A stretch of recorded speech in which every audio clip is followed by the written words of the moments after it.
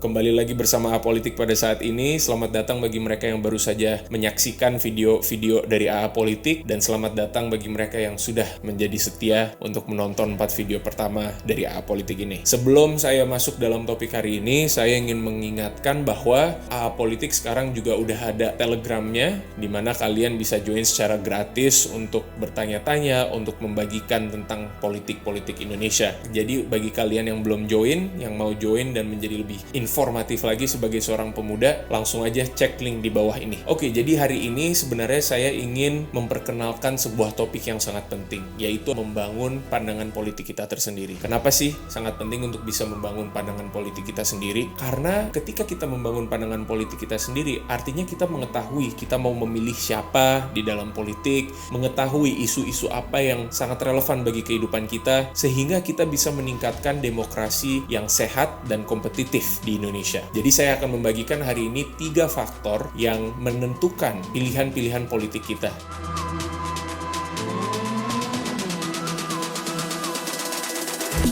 Yang pertama, latar belakang demografis kandidat-kandidat politik tersebut. Jadi misalkan, mungkin ada satu kandidat politik yang sama latar belakang etnisnya dengan kalian, atau mungkin usianya sama, menganut agama yang sama, maka sudah pasti kalian akan lebih relate kepada mereka, sehingga kalian akan lebih cenderung mau memilih mereka. Tetapi sebenarnya faktor ini tidak menentukan atau tidak menjamin bahwa kalian akan mendapatkan seorang politisi yang baik, karena ini hanya berdasarkan latar belakang etnis, suku, agama, usia, dan demografis lainnya. Walaupun ini penting, tapi ini bukan yang terpenting. Yang kedua, yang sangat bahaya adalah money politics. Bahasa Indonesianya politik uang atau politik perut. Nanti saya akan membagikan lebih banyak lagi di video selanjutnya mengenai apa itu politik uang dan bagaimana kita bisa menghentikan itu. Tapi secara mudah, politik uang merupakan bentuk suapan dari kandidat-kandidat politik yang sedang berkampanye kepada para pemilih agar para pemilih tersebut bisa memilih mereka atau mungkin menggunakan hak pilihan mereka dengan cara tertentu, sehingga dengan cara politik uang, maka orang-orang terkaya lah yang menang di dalam politik, bukan orang-orang yang terpintar atau yang terbaik bagi rakyat. Jadi ini sangat bahaya. Yang ketiga, itu adalah informasi.